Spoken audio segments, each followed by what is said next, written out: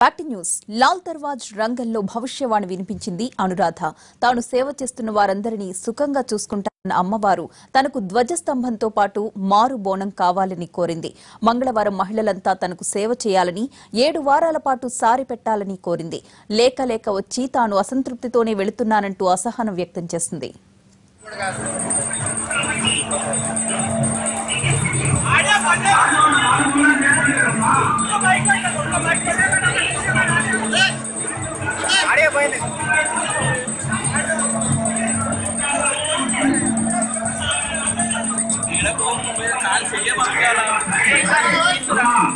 काल